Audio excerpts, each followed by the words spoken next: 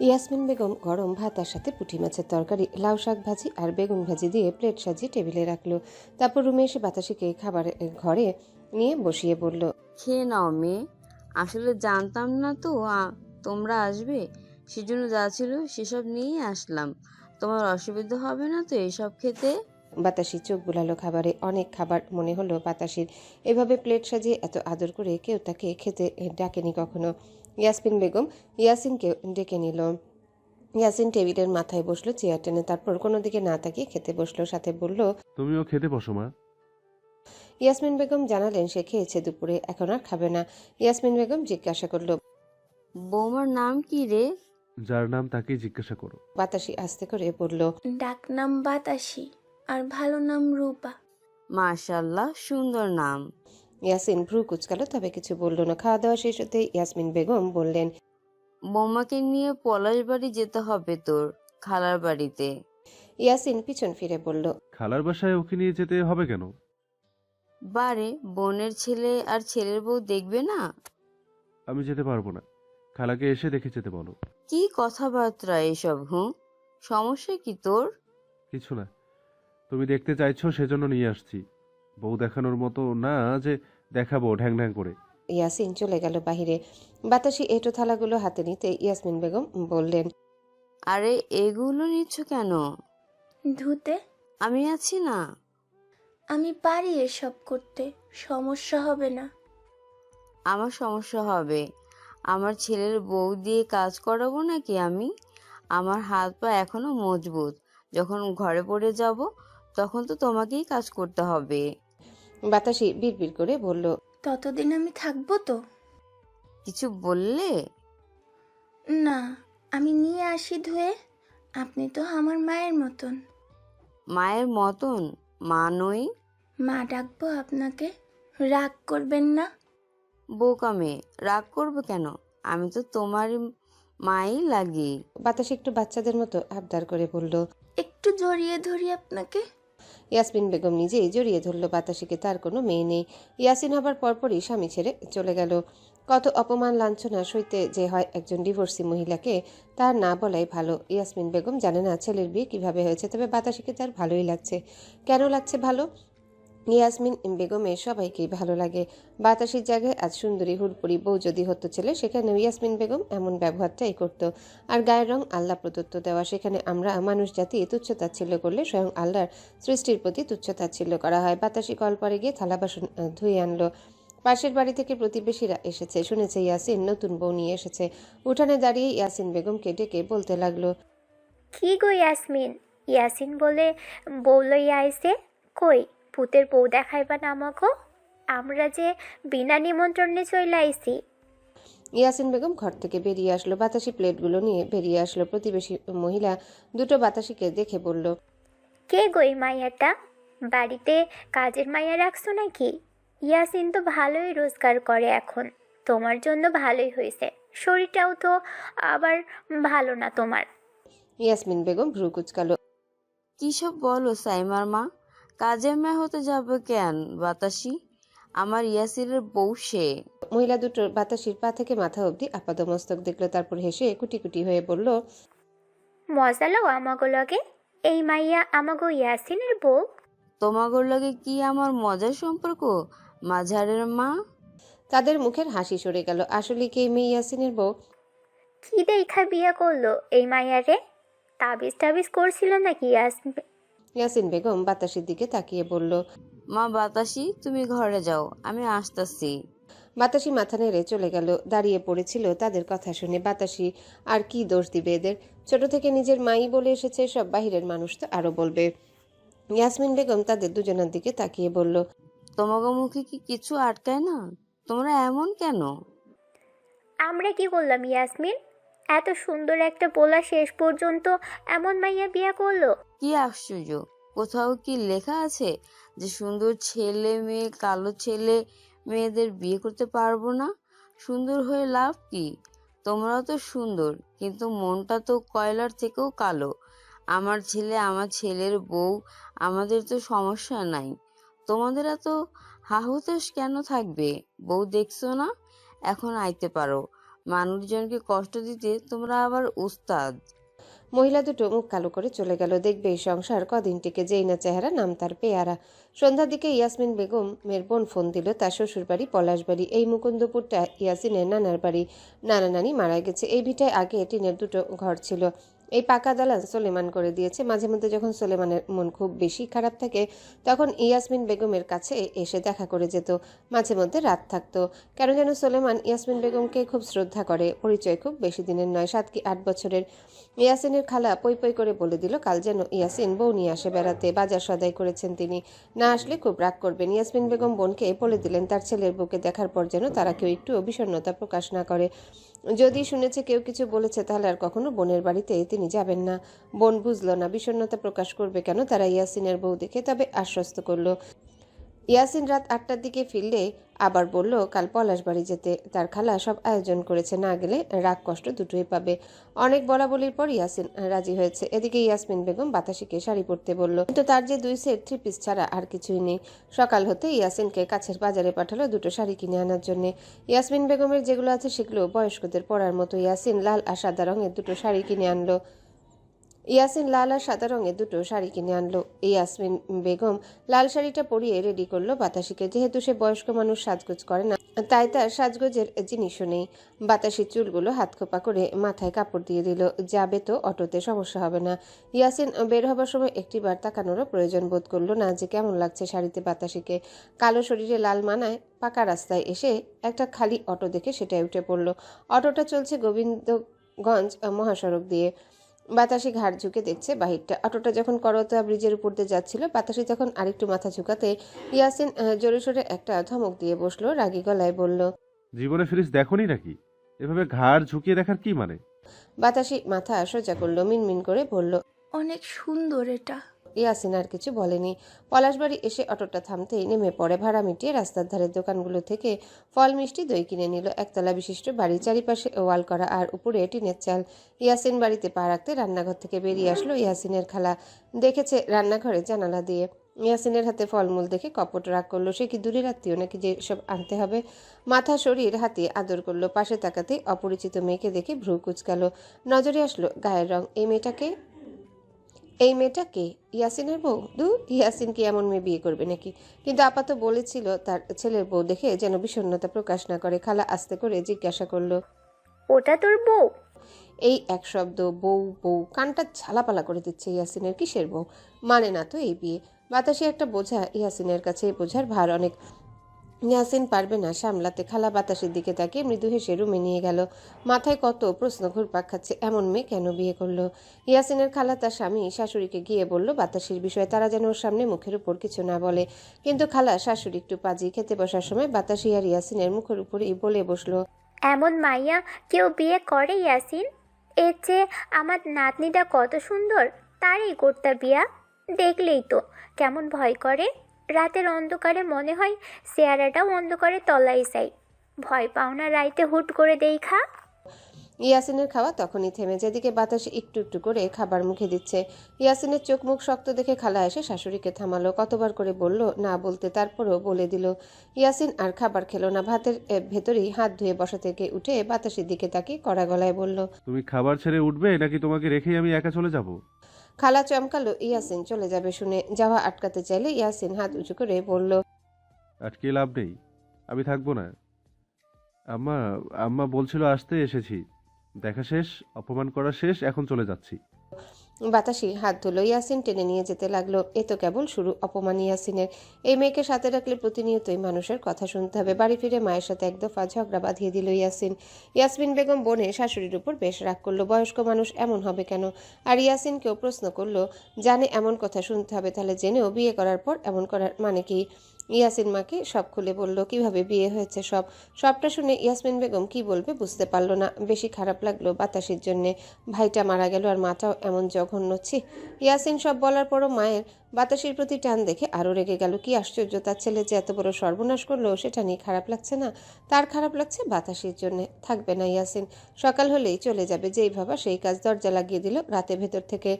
বাতাসি রাতে ঘুমাবে কোথায় এখন? ইয়াসমিন বেগম ছেলেকে বকতে বকতে বাতাসিকে নিজের সাথে নিয়ে গেল রুমে। মেয়েটার কি দোষ এখানে? ও নিজেও তো পরিস্থিতির শিকার। ইয়াসমিন বেগম বাতাসির মাথায় হাত বোলালো, তার পরিবার সম্পর্কে সব জানার চেষ্টা করলো। যা বুঝলো শুনে মেয়েটা ছোটবেলা থেকে অবহেলিত গায়ের রঙের জন্যে। একটা ভাই ছিল, সেটাও অকালে নির্মমভাবে মারা গেল। এখন এই মেয়েটার তারা ছাড়া আর কেউ নেই। এখন সেও যদি মেয়েটাকে দূরছাই করে তাহলে মেয়েটা যাবে কার কাছে? বাতাসির আজকের রাতের ঘুমটা মনে হলো জীবনের শ্রেষ্ঠতম একটা ঘুম। কেমন মা মা গন্ধ পেয়েছে আজ। শীতে কেঁপে উঠলে ইয়াসমিন বেগম আগলে নিয়েছে বাহুতে। বাতাসি ইয়াসমিন বেগমের কাছে সারা জীবন থাকতে চায়। সকালে ঘুম থেকে উঠে ইয়াসিন রেডি হয়ে নেয়। সে ঢাকায় ফিরেই বাতাসিকে ডিভোর্স দিয়ে দিবে। সে কি মানবতার দোকান খুলে বসে আছে? তার নিজের পছন্দ নেই? যেভাবে ঘাড়ে ঝুলিয়ে দিয়েছে সেভাবেই ঘাট থেকে নামাবে। গলা ছেড়ে বাতাসির উদ্দেশ্যে বলল রেডি হতে। বাতাসি রেডি হলো না। ইয়াসিন ব্যাগ টেনে বাহিরে এসে বাতাসিকে রেডি অবস্থায় না দেখে রেগে গেল। কানে কি ময়লা জমেছে? শুনে নি ইয়াসিনের কথা সে। ইয়াসিন দাঁত চেপে বলল। রেডি হওনি কেন? আমি বলিনি রেডি হতে? বাতাসি মাথা নত করে বলল, আম্মা রেডি হতে দেয়নি। কেন দেয়নি? আম্মা, আম্মা, তুমি বাতাসিকে রেডি হতে নিষেধ করেছো কেন? ইয়াসমিন বেগম গোয়ালঘর থেকে বেরিয়ে আসলো। তুই ওরা ডিভোর্স দিয়ে দিবি নিয়া? হ, আমি রাখবো না ওরে। সোলেমানরে বইলা দিব আমি। ভাইয়ের ভয় দেখাচ্ছ আমারে? সোলেমান কইছে তোর লাগে বাতাসিরে না পাঠাইতে। তুই একলা চলে যা, আমার পুতের বউ আমি দেখে রাখবো। যা তুই, বাতাসি রুমে আসো তুমি। ইয়াসিন জাগা। ইয়াসিন কড়া চোখে তাকালো। বাতাসি নরম গলায় বলল, আমি কয়টা দিন আপনার আম্মার সাথে থাকি? গুনে গুনে 7টা দিন। 7টা দিন থাকি। আপনার আম্মা না অনেক ভালো, আমাকে অনেক আদর করে। এমন আদর আমি জীবনেও আমার আম্মার কাছ থেকে পাই নাই। আমার গায়ের রং কালো দেখেও আপনার মতো আপনার আম্মা আমায় অবহেলা তুচ্ছ-তাচ্ছিল্য করে নাই। আমি থাকি না কয়েকটা দিন আপনার আম্মার সাথে। আমি বাড়ির সব কাজ করে দিব, আপনার আম্মাকে একটা কাজও করতে দিব না। কয়েকদিন পর তো তালাক দিয়ে দিবেন, তখন তো আর আপনার আম্মার কাছে আসতে পারুম না। আপনার আম্মাকে আমার অনেক মনে পড়বে জানেন। এই কয়দিন অনেক ভালোবাসা পাইছি তো সেজন্য। ইয়াসিন ব্যাগ নিয়ে বলল, থাকো তাহলে। 1 সপ্তাহ পর ফিরে এসে তোমায় আমি তালাক দিয়ে দিব। এতে সোলেমান ভাই আমাকে মেরে ফেললে মেরে ফেলুক, আর কেটে ফেললে কেটে ফেলুক। তোমার সাথে সংসার করা সম্ভব না আমার পক্ষে। তুমি বাচ্চা মেয়ে, বড় হওয়া, ভালো স্বামী পাবে। আমি তোমার জন্য স্বামী হিসেবে ভালো না, খুব খারাপ, বুঝেছো? বাতাসি মাথা নেড়ে বলল। জি বুঝছি। ইয়াসিন ডানে বায়া না তাকিয়ে চলে গেল। বাতাসি দাঁড়িয়ে দাঁড়িয়ে ঘাট বেঁকিয়ে তার যাওয়া দেখলো।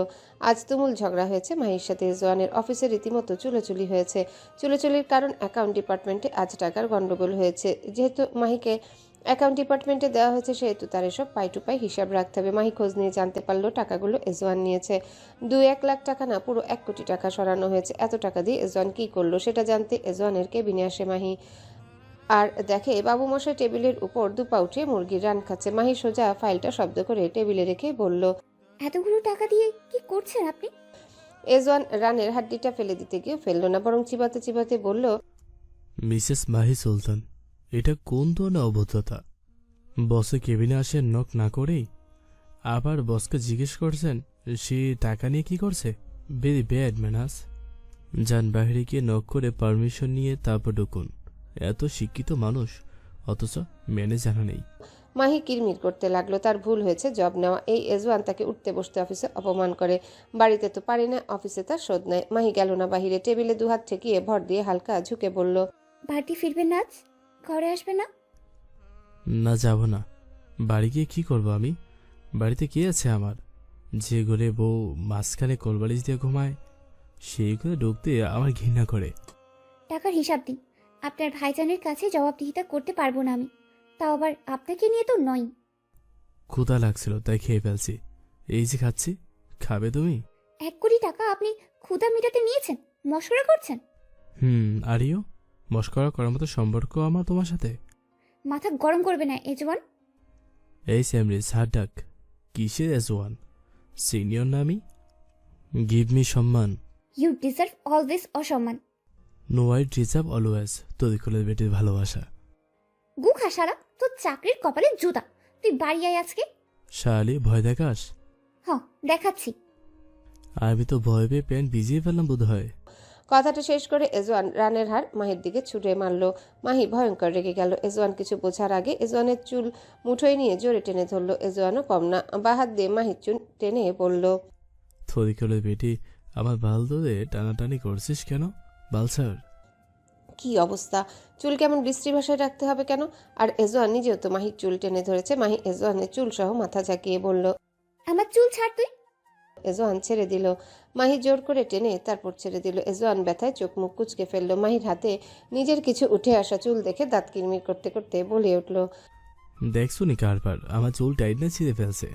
শালি ফাজিলের আসারি মনটা চাইতাছে তুইলে আসার মারি। মাহি যেতে যেতে বলে গেল, বাসায় আসেন আজকে। সারা রাত যদি আপনাকে আমি বাইরে দাঁড় করায় না রাখছি, তো তাহলে আপনার নাম ছাগল। মাহি চলে গেল। এজওয়ান আয়নায় নিজেকে দেখলো। ছি ছি ছি ছি, তার মতো এমন ভদ্র জেন্টেলম্যান এভাবে বইয়ের হাতে অত্যাচারিত হলো। লজ্জা কি লজ্জা!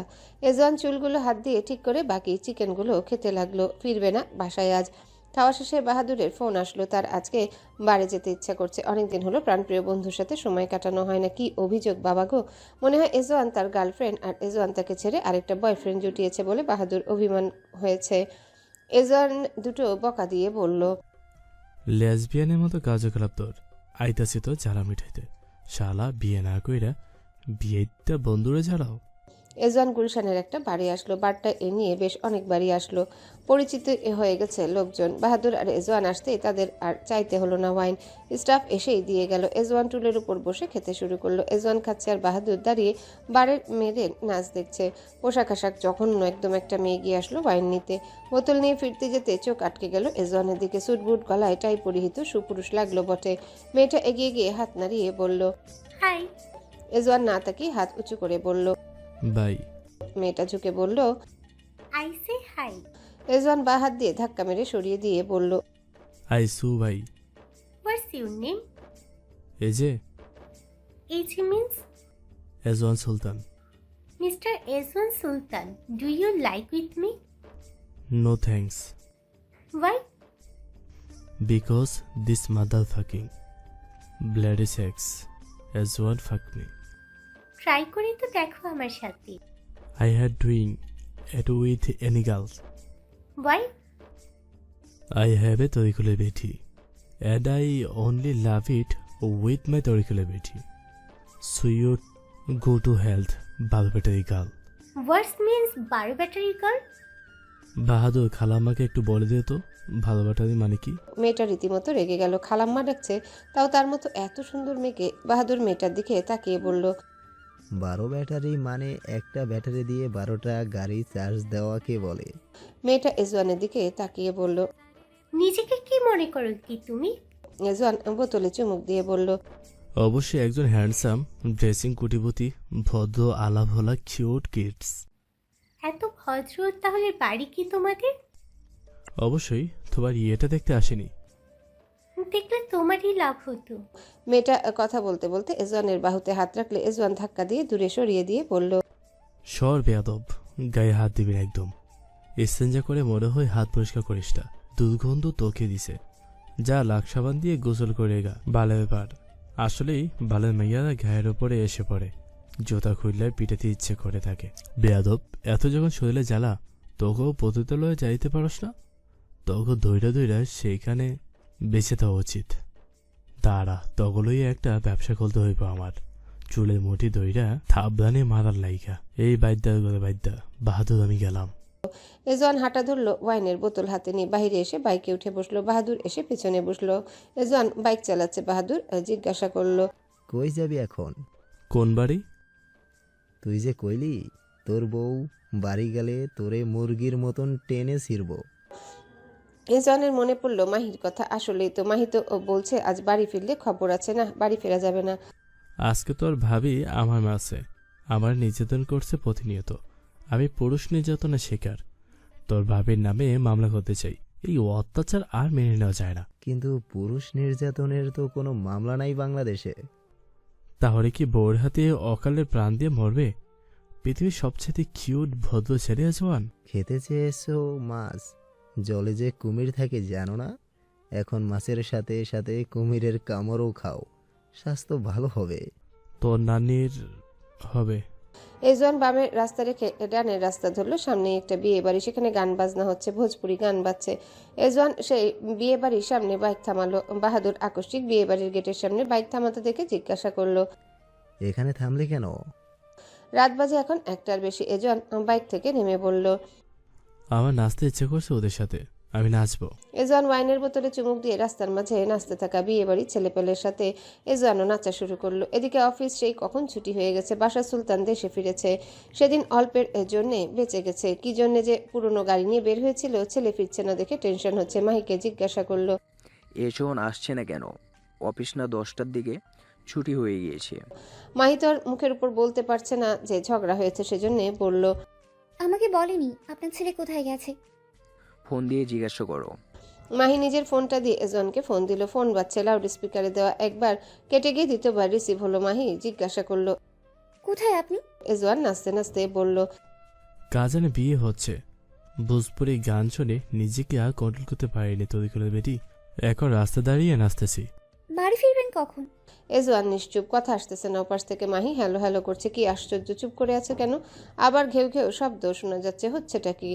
কি হলো কি? আসবেন কখন বাসায়? নাচতে নাচতে এজওয়ান বারবার একটা খাবার খেতে থাকা কুকুরের শরীর ঘেঁষে চলে যাচ্ছিল। এবার শুধু শরীর ঘেঁষা অবধি থাকলো না, লেজে পাড়া দিয়ে ফেললো। কুকুরটা এই এজওয়ানের উপর আগে থেকে গেছিল, বারবার গায়ের উপর এসে পড়ছিল বলে এবার লেজে পাড়া দেওয়ায় আর ঠিক থাকতে পারলো না। তার মনে হলো এই পাগলা মার্কা মানুষটা তার চরম শত্রু, তার খাবারগুলো খেয়ে ফেলবে, একে শায়েস্তা না করলেই না। তাই এটো খাবার খাওয়া বাদ দিয়ে তার গলার সর্বোচ্চ জোর দিয়ে শব্দ করতে করতে এজওয়ানের দিকে তেড়ে যেতে লাগলো। এজওয়ান তখনও নাচে মশগুল। যখন বাহাদুর দেখলো কুত্তাটা দৌড় দিয়ে হিরোদের মতো এজওয়ানের উপর ঝাঁপিয়ে পড়বে, ঠিক সেই মুহূর্তে বাহাদুর তার বা পা দিয়ে এজওয়ানকে লাথি দিয়ে সরিয়ে দিল। এজওয়ান আকস্মিক লাথিকে টাল সামলাতে না পেরে রাস্তার কাদায় পড়ে গেল। রাগে শরীর কাঁপছে। বাহাদুরের বাচ্চার এত বড় সাহস, এজওয়ানকে লাথি মেরে কাদায় ফেলে দিল। কুকুরটা বাহাদুরের এমন কাজে আরো রেগে গেল। তার হিরোগিরিকে অপমান করলো এরা। এই অপমান কুকুর মেনে নিবে না। লাগা দৌড়েই পশ্চাৎ বেটাদের পিছনে। এজওয়ান পেছনে ফিরে কিছু বলার জন্য মুখ খুলতে যাবে, এমন সময় কুত্তার দৌড় দেখে বুঝলো এজওয়ান কিছু তো একটা ঘটেছে।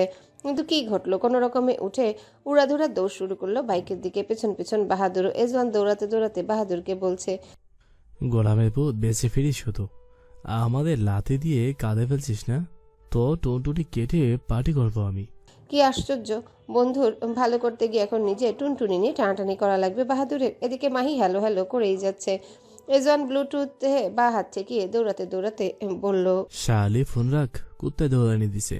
বেঁচে ফিরলে তোরেও আমি দেখে নিব শালি। রাত বাজে 2:30। বসার ঘরে একটা মানুষের জন্য জেগে আছে নিবাসে দুজন মানুষ। বাসার সুলতান পায়চারি করছে। কুকুর কামড়ে টামড়ে দেয়নি তো ছেলেকে? কোথায় আছে সেটাও তো বলল না। মাহি বসে বসে হাই তুলছে। 2-1টা কামড় দিয়ে মাংস তুলে নিক বাচ্চাদের। 2:45 সদর দরজায় কলিং বেল বাজানো হয়। মাহি বসা থেকে উঠে দাঁড়ালো। এজওয়ান আসলো নাকি সোলেমান সুলতান আসলো, কি একটা ভাবতে ভাবতে মাহি দরজা খুলে সামনে তাকাতে চমকে উঠল। কাদা দিয়ে শরীর জড়ানো এজওয়ান।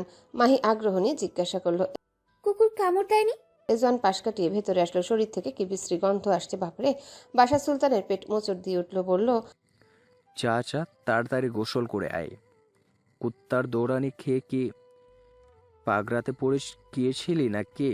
এজওয়ান যেতে যেতে বলল। বাহাদুর লাথি দিয়ে ফেলে দিস আমায়। কথাটা শুনে মাহি পেট ফেটে যাওয়ার মতো হেসে উঠল। এজওয়ান তাকাতেই হাসি দমিয়ে বলল, সরি, কন্ট্রোল করতে পারছি না। এজওয়ান অবাক হয়ে এগিয়ে আসলো। চমকানো কণ্ঠে বলল, এই তুমি হাসতেছো? সিরিয়াসলি? হ্যাঁ হ্যাঁ, হাসবেই তো। স্বামীর বাজে খারাপ অবস্থা দেখে তো তুমি হাসবেই। কাঁদবো তাহলে? সে ভাগ্য কি আছে? আমার জন্য কাঁদলে তো তুমি মাহি হেরে গেলে। কোনো কম্পিটিশনে নেমেছি আমরা? মেবি। নাম কি? কিল উড়বি কিল্ড। কে কাকে মারবে? আমি তোমাকে, আর নাইলে তুমি আমাকে। মশা মেরে কেউ হাত নষ্ট করে? আমাকে মশার সাথে তুলনা করলে তুমি তাহলে হাতি। তুমি কাঁধে পড়লে আমি লাথি মারবো। যান, ডলে ডলে গোসল করুন। ছি, কি বাজে দুর্গন্ধ। গোসল শেষে বডি স্প্রে মারবেন শরীরে। এজওয়ান নিজের শরীর থেকে কাদা নিয়ে মাহির শরীরেও মাখিয়ে দিল। মাহি রেগে পড়ল। দেখলেন আঙ্কেল, আপনার ছেলে এটা কি করলো? আমি কি এমনি রাগি আপনার গুরুধর পুত্রের উপর? বাসার সুলতানও রাগ করলো এজওয়ানের উপর। এজওয়ান রুমে চলে গেল গোসল করতে। মাহিরও করতে হবে গোসল। বেয়াদব লোক ইচ্ছে করে মাখিয়ে দিল কাদা। এজওয়ান মাহিকে পেছন পেছন আসতে দেখে বলল, গোসল করবে? চলো একসাথে করি। কোনো দরকার নেই, আপনি করে আসুন। এজওয়ান ঢুকলো গোসলে, অনেকক্ষণ সময় নিয়ে গোসল করে তারপর সাদা টাওয়েল পেঁচিয়ে বের হলো। মাহি তার পরনে টাওয়েলের দিকে তাকালো, ফ্লোর অব্দি গড়াগড়ি খাচ্ছে। মাহি আলমারি থেকে সালোয়ার কামিজ বের করতে লাগলো। তার পাশে এজওয়ান ড্রেসিং টেবিলের সামনে দাঁড়িয়ে মাহির কথা মতো বডি স্প্রে লাগাচ্ছে। মাহি আলমারির সামনে থেকে সরে ড্রেসিং টেবিলের সামনে দাঁড়ালো। এজওয়ান ড্রেসিং টেবিলের সামনে থেকে সরে আলমারির কাছে যেতে আকস্মিক টাওয়ালে টান লাগায় নিজের দিকে তাকালো। এ কি, পরনে টাওয়েলটা তো খুলে যাচ্ছে। মাহি নিজের পাতে টান লাগায় পেছনে ফিরে তাকাতেই চোখ চড়ক গাছে উঠে গেল। সাথে সাথে হাত দিয়ে চোখ মুখ ঢেকে চিৎকার দিয়ে উঠলো। এজওয়ান তাড়াতাড়ি করে টাওয়েলটা জড়িয়ে নিল। শালি তার মান সম্মান সব দেখে নিচ্ছিল এখনই। এই জন্যই লোকে বলে এজওয়ান আন্ডারওয়্যার পর। আর যদি পড়তো তাহলে কি কিভাবে মানিজ্যত হারাতে হতো। কি লজ্জা, কি লজ্জা। এজওয়ান আলমারির ভিতর মুখ লুকিয়ে বলল। বেয়াদব মাহি, আমার সব দেখে ফেলছো তুমি। যদিও মাহি চোখ পড়ার সাথে সাথে চোখ সরিয়ে ফেলেছিল, দেখেনি, বাট এজওয়ানকে মিথ্যা বলল। হ্যাঁ, দেখে ফেলেছি সব, কেঁচোর মতো দেখতে। এজওয়ান মাহির দিকে একবার তাকালো, ফের আবার আলমারির ভিতরে মুখ ঢুকিয়ে বলল। নির্লজ্জ মেয়ে, দেখলে কেন? আবার বলছে কচুর মতো। অবদ্ধ মেয়ে, আমি লজ্জা পাচ্ছি। মাহি ওয়াশরুমের দিকে যেতে যেতে বলল। Same to you. এজওয়ান আলমারি থেকে ট্রাউজার বের করে সেটা পরে নিল। বেহায়া নির্লজ্জ ছেলে লজ্জা কেন পাচ্ছে? কি আশ্চর্য, দেখলে তো বই দেখছে। বাতাসির বেশ ভালোই লাগছে ইয়াসমিন বেগমের সাথে থাকতে। কি আদর করে রাখে বাতাসিকে। দুজনে একসাথে খাবার খায়, রান্নার কাজে হাতে হাতে এগিয়ে দেয়। এটা ওটা। রাত হলে ইয়াসমিন বেগমের কোলে মাথা দিয়ে শুয়ে চাঁদ দেখে বাতাসি। ইয়াসমিন বেগম তখন মাথায় হাত বুলিয়ে এটা ওটা গল্প করে। তেমনি আজ বাতাসির গল্পের এক ফাঁকে জিজ্ঞাসা করলো। আম্মা, আপনার আর আব্বার বিয়ে কিভাবে হয়েছিল? লাভ ম্যারেজ নাকি পারিবারিক? ইয়াসমিন বেগম দীর্ঘশ্বাস ফেললেন। তার জীবনের সবচেয়ে বড় ভুল ছিল ওই লোকটাকে বিয়ে করা। যদি সে বিয়ে না করতো তাহলে হয়তো আজ তার জীবনটা অন্যরকম হতো। একটা ছোট সংসার, স্বামী সন্তান নিয়ে নিঃশব্দ সুখের পৃথিবী। কিন্তু না, সেই ভুলের ফল আজও বয়ে বেড়াচ্ছেন তিনি। আজ থেকে 30 বছর আগে বাংলার বৈশাখ মাস, ক্ষেতের ধান কাটা চলছে গ্রীষ্মের রোদে। মাঠের দিকে তাকালে দেখা যায় সোনালি ধানের ছায়া যেন আকাশের আলোয় ঝলমল করে। আলিবাড়ির সামনে খড়ের পালা গাথা, একপাশে মাটি করে বানানো চুলায় ধান সিদ্ধ হচ্ছে। ইয়াসমিনের বাবা ইয়াকুব আলী গ্রামের মোড়ল, জমি জমার অভাব নেই, কিন্তু তার জীবনে একটা শূন্যতা ছিল। তার কোনো ছেলে নেই, স্ত্রী মারা গেছেন ছোট মেয়েকে জন্ম দিতে গিয়ে। তারপর থেকে 2 মেয়েকে নিয়ে তিনি তার এই ভিটায় থাকেন। অবশ্য তখন যৌথ পরিবার ছিলেন। ইয়াকুব আলীর ছোট ভাই, তার বউ, বাচ্চারাও থাকতেন। কিন্তু বছর কয়েক যাওয়ার পরেই তারা আলাদা হয়ে স্ত্রীর বাড়ি রংপুরের দিকে জায়গা কিনে বাড়ি করে চলে যান। ইয়াসমিন বেগমের বয়স তখন সবে 18। গ্রামের মেয়েদের তখনকার দিনে 12-13 বছর বয়সের দিকে বিয়ে দিয়ে দেওয়া হতো। সেই তুলনায় ইয়াসমিনের বয়স তখন বেশিই ছিল। মেয়ে বিয়ে দিচ্ছে না বলে ইয়াকুব আলীকে প্রায় কথা শুনতে হতো। বেশ বড় বড় ভালো ঘর থেকে বিয়ের সম্বন্ধ আসতো, কিন্তু ইয়াকুব আলী প্রতিবার মানা করে দিতেন। তিনি চেয়েছিলেন কোনো মা বাবাহীন ছেলের সাথে বড় মেয়ে বিয়ে দিতে, কারণ ইয়াকুব আলীর ছেলে নেই। তারা তো বিশাল সম্পত্তি তার মেয়েরাই পাবে। ইয়াকুব আলী মেয়ের জন্য পাত্র খুঁজছিলেন, কিন্তু মনের মতো পাচ্ছিলেন না। তিনি চাইতেন এমন একজন মানুষ যে একা, যার পেছনে শ্বশুরবাড়ির জটিলতা নেই, যেন মেয়েটা এই ভিটাতেই থাকে, চোখের সামনে থাকে। কিন্তু তেমন পাত্র পাওয়া সহজ নয়। একদিন খবর এলো ঢাকা থেকে এক নতুন শিক্ষক এসেছেন, ইংরেজি পড়াবেন। নাম রফিকুল ইসলাম, চশমা পরা, পরিপাটি পোশাক, গলায় নরম গলা। গ্রামের মানুষের চোখে সে একেবারে শহুরে ভদ্রলোক। ইয়াসমিন প্রথমে তাকে দেখেছিল স্কুলের উঠোনে সকালে অ্যাসেম্বলির সময়, তারপর দেখলো তাদের বাড়িতে। শহর থেকে এসেছে স্কুলে পড়াতে, কিন্তু থাকার জায়গা নেই। ইয়াকুব আলী তাকে নিজের বাড়িতে আনলেন। দক্ষিণ দিকে টিনের ঘরে থাকার ব্যবস্থা করলেন। থাকার ব্যবস্থা তো হলো, কিন্তু খাবে কি? ইয়াকুব আলী সেটারও ব্যবস্থা করে দিলেন। খাবারটা তারাই দিতে লাগলেন। এক প্রকার অতিথির মতো আপ্যায়ন শুরু হলো। সেই দিক দিয়ে ইয়াসমিন বেগমের টুকটাক কথাবার্তা হতো রফিকুলের সাথে। খাবার খেতে ডাকার সময় রফিকুল অল্প কিছুদিনের মধ্যে যেন অতিথি থেকে ইয়াসমিনদের খুব কাছের একজন হয়ে যায়। তাদের বিপদে আপদে এগিয়ে আসে, সাহায্য করে। ইয়াকুব আলী কি মনে করে যেন তখন ভাবলেন, সেটা ভালো তো, একা থাকে, বাবা মা নেই, ইয়াসমিনের জন্য মন্দ হবে না। গ্রামের মাতব্বরদের থেকে এ বিষয়ে পরামর্শ চাইলে তারাও সায় দিল। বলল, শহরের ছেলে চাকরি করে, বাবা মা নেই, পিছুটান নেই, বিয়ে দিলে ছেলে এ বাড়িতে থাকবে, এমন পাত্র আর মিলবে না। এরপর একদিন এই বিয়ের বিষয় নিয়ে খোলামেলা কথা বললেন ইয়াকুব আলী রফিকুলের সাথে। রফিকুল সব শুনে জানালো তার ইয়াসমিনকে বিয়ে করতে কোনো আপত্তি নেই। তাছাড়া তার বাবা মা কেউ নেই, একাই থাকেন। এখন আপনজন বলতে আলী পরিবারই। এই গ্রামের শান্ত পরিবেশে তাদের সাথে থাকতে চায় সে। বিয়েটা হলো বেশ ধুমধাম করে। ইয়াসমিন বিয়ের কিছুদিন পর আবিষ্কার করলো এক অচেনা রফিকুলকে। বিয়ের কয়েক মাস পর রফিকুল বারবার ঢাকায় যেতে শুরু করলো। কখনো অফিসের অজুহাত, কখনো নাকি মামাতো ভাইয়ের অসুখ। কিন্তু বিয়েতে তো তাদের কাউকে ইয়াসমিন দেখলো না। রফিকুল 1 সপ্তাহ 1.5 সপ্তাহ করে থেকে আসতো, আর ফিরে আসার পর প্রায় ক্লান্ত, বিরক্ত, রেগে থাকতো। ইয়াসমিন বেগম তখন অন্তঃসত্ত্বা, সে বুঝতে পারছিল কিছু একটা ঠিক নেই, কিন্তু মুখে কিছু বলতো না। ইয়াসমিন বেগম ভেবেছিল বাচ্চা জন্মের পর হয়তো সব ঠিক হয়ে যাবে, কিন্তু ঠিক হয়নি কিছুই। ছেলে হবার 1.5 বছর পরই হঠাৎ একদিন এক মহিলা এসে হাজির হলো আলীবাড়িতে। কোলে দুধের বাচ্চা নিয়ে বলল, আমি রফিকুল ইসলামের বউ, আর এই আমার ছেলে। আমি শুনেছি ও এখানে আবার বিয়ে করেছে। আলীবাড়ির উঠোনে যেন বজ্রপাত হলো। ইয়াসমিন স্তব্ধ, ইয়াকুব আলী মাটিতে বসে পড়লেন। রফিকুল বলল, তার মা বাবা কেউ নেই, অথচ আজ জানা গেল তারা বেঁচে আছে, তার বউ বাচ্চা আছে। যে মানুষটাকে বিশ্বাস করা হয়েছিল সে তো আসলে একটা প্রতারক। ঢাকায় বউ সন্তান রেখে গ্রামে এসে নতুন জীবনের নাটক খেলেছিল সে। ইয়াসিনের বয়স যখন 2 বছর, তখন ইয়াসমিন বেগম আর রফিকুলের ডিভোর্স হয়ে যায়। ইয়াসমিনকে ডিভোর্স না দিলে প্রথম বউ মামলা করে দিবে। রফিকুল সেই ভয়ে ডিভোর্সটা দিয়ে দেয়। তার কয়েক বছর পর ইয়াকুব আলীও মারা যান। ছোট বোনকে ইয়াসমিন বেগম নিজে বিয়ে দিলেন। বোনের সম্পত্তি বোনকে দিয়ে দিলেন, আর নিজের নামে যা ছিল সেগুলো দিয়ে জমি জমা চাষবাস করে চালালেও একসময় মনে হলো কিছু জমি বিক্রি করে দেওয়া উচিত। নগদ টাকার দরকার, ছেলে বড় হচ্ছে, তার পড়াশোনা বড় হওয়ার জন্য অর্ধেক জমি বিক্রি করে ছেলের নামে অ্যাকাউন্ট খুলে সেখানে টাকা জমালেন। ইয়াসিন এখনো সেই অ্যাকাউন্ট সম্পর্কে জানে না। ছেলে তার এইচএসসি দিয়ে আর পড়াশোনা করলো না। কি হলো আম্মা? ইয়াসমিন বেগমের ভাবনায় ব্যাঘাত ঘটলো। হ্যালো বন্ধুরা, পরবর্তী পার্ট খুব তাড়াতাড়ি আসবে, তো সবাই অপেক্ষায় থাকো। আর চ্যানেলটি যারা এখনো সাবস্ক্রাইব করোনি তারা পরবর্তী পার্ট দেখার জন্য চ্যানেলটি সাবস্ক্রাইব করে রেখো। ধন্যবাদ সবাইকে, আমাদের সাথেই থেকো।